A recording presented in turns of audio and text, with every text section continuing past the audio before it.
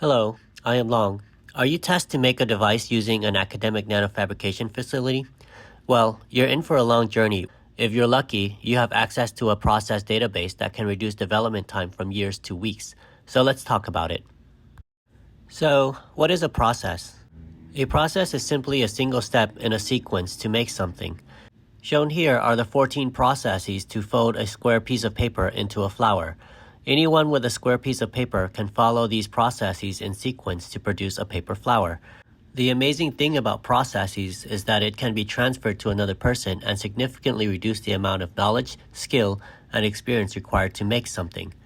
I'm sure most of us do not have the expertise to figure out the process to fold this flower, but most of us can fold this flower by following the processes. This same concept can be applied to fabricating a new device in an academic nanofabrication laboratory. At UHNF, we teach and encourage our students to develop processes that are transferable to other students. This means that the process must be reliable, predictable, and deliberately designed to be usable by anyone.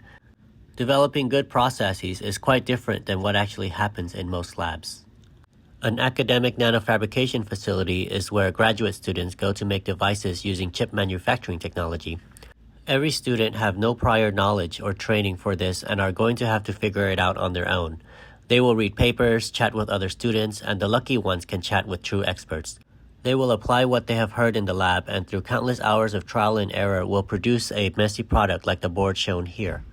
For many students, a single product can be published and they can move on to their next project.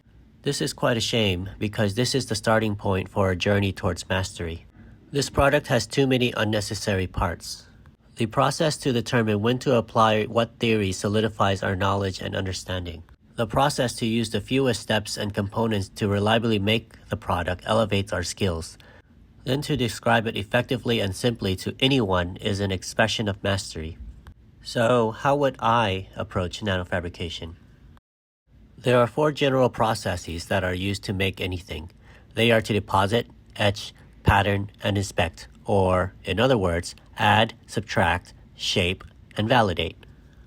Patterning is the act of depositing or etching some regions but not others. It is used so often that it deserves its own name. Inspection is used to measure what happened after a deposit, etch, or a pattern process. Mastering inspection techniques first will greatly improve your ability to develop processes. Let's step through a relatively simple project to demonstrate how the process database is used. Shown here is a diced wafer containing the 80 chips that are flown around the moon for the Artemis 1 mission that launched on November 16, 2022. The initial specification is to write 30,000 nameplates within a 10 by 10 millimeter square chip and make 80 copies of it. Since they did not provide all the specifications to fabricate the chip, we have creative freedom for everything else. So let's get started. First, we use the UHNF process viewer to find processes we can use. Our process viewer is a searchable database on Google Sheets and it contains over 150 processes. These processes are developed by me and some of our users. I'll leave a link to it in the description of the video.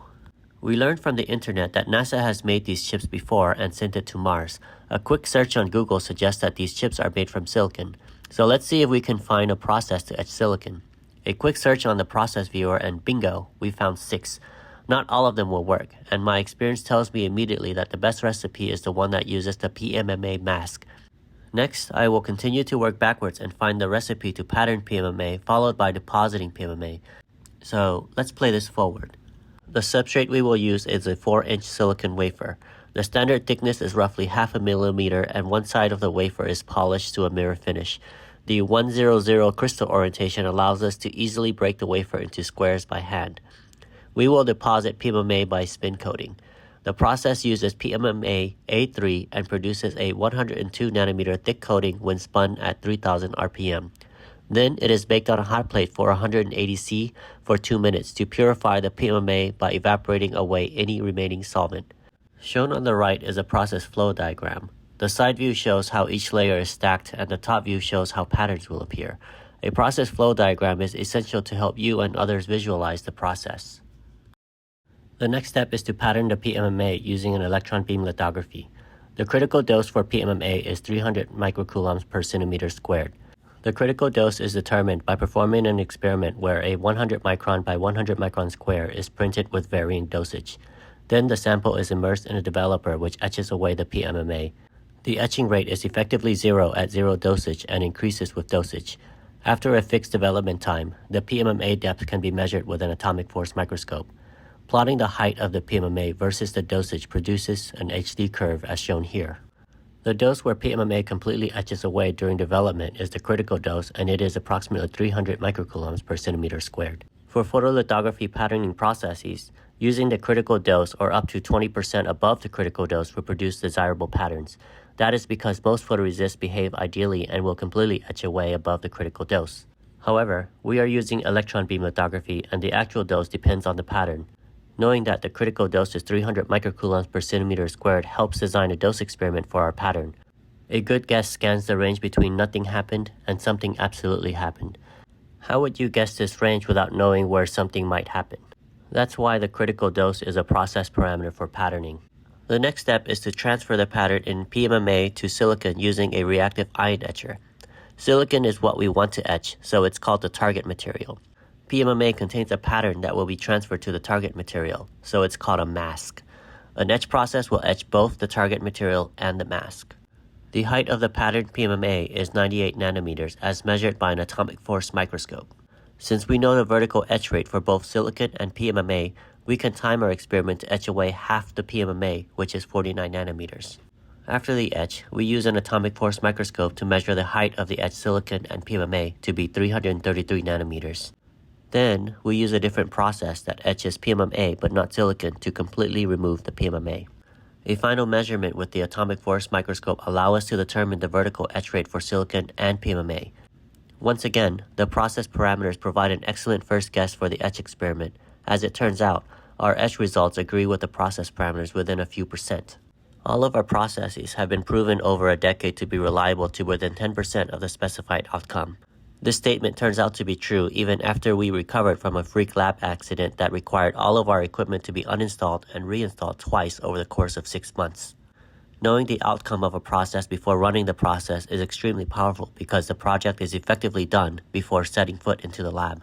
In fact, some students complete their project during training. In a single run, I have validated the processes and produced a silicon chip that is etched with an array of alphanumeric text. Next, let's use the same processes to produce 30,000 nameplates. Shown here are the pattern data and the completed chips. Believe it or not, it took more time to figure out how to generate a flawless pattern data from a spreadsheet containing over 1 million characters. Doing this by hand would take tremendous resources, so I spent weeks to develop some code to do it. After writing the code, I click a button and the layout gets produced over 6 hours. The first layout is designed to be safe and avoid rejection, but I decided to be a bit creative and produce a second layout where the nameplates are arranged as pixels of the logos. It's important to point out that the innovation was possible because I earned a lot of free time developing the fabrication process quickly.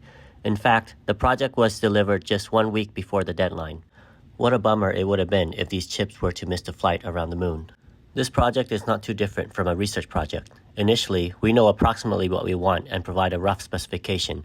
Then we try to make it and realize limitations to what we can do and relax that specification.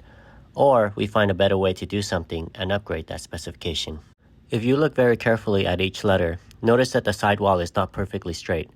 The process specified the vertical etch, but it is evident that the pattern etches laterally as well. We can use the SEM to measure the lateral etch of silicon, which turns out to be 0.7 nanometers per second. Since PMMA is masking the silicon from the etch, we can deduce that PMMA is etching laterally at 0.7 nanometers per second as well. It is interesting to discover that in this particular etch, PMMA etches at the same rate vertically and laterally. So what can we do with this information? Well, the wall angle is approximately 80 degrees, so if I need straighter walls, then this recipe won't work. However, this recipe might be a good starting point to develop a process for a 90-degree wall angle. What if I want to etch an array of 200 nanometer diameter dot that is 200 nanometers deep? We can estimate that a 200 nanometer deep etch will widen by 35 nanometers in all directions. So to produce a 200 nanometer diameter circle in silicon, the PMMA pattern must be a 130 nanometer diameter circle. If I were to want to successfully perform this experiment in a single try, I will print 130 nanometer circles in PMMA using electron beam lithography, then measure the diameter with a scanning electron microscope and the PMMA thickness with an atomic force microscope. Next, etch the sample 100 nanometers deep and measure the diameter and depth again. At this point, I have either verified the process parameters are accurate or not. If they are, then I can proceed to etch another 100 nanometers. If they are not, then I will proceed to etch away the PMMA, measure the diameter and thickness again, and now have the process parameters for this sample. This guarantees that my next run will succeed. Once I've verified the updated process works, I'll share it with the lab. I hope you are convinced that a process database is an extremely useful tool that can shave off years of research and development time. The development of a process only needs to happen once. Record it and share it so that anyone can browse for what works for them or decide to develop something better. Most processes are shared in scientific literature, but they are difficult to find and you don't get to compare it with other processes so easily. A process database allows anyone to quickly and easily browse similar processes, then pick and choose the best one for their project. Isaac Newton once said, "If I have seen further than others, it is by standing upon the shoulders of giants." This is a great quote, but the more accurate version is that we stand on the shoulders of those who came before us. Those who benefit from the process database will not know who to thank or how much effort was saved. We cannot always pay back a favor, but we can always pay it forward. Pay it forward to ensure that the future will always be ahead of the past. If you have developed a process, please share it with the lab. If your lab does not have a process database, please share this presentation with your lab operators. Ensure your work will impact the future by improving the productivity of those who come after you. Thanks for watching.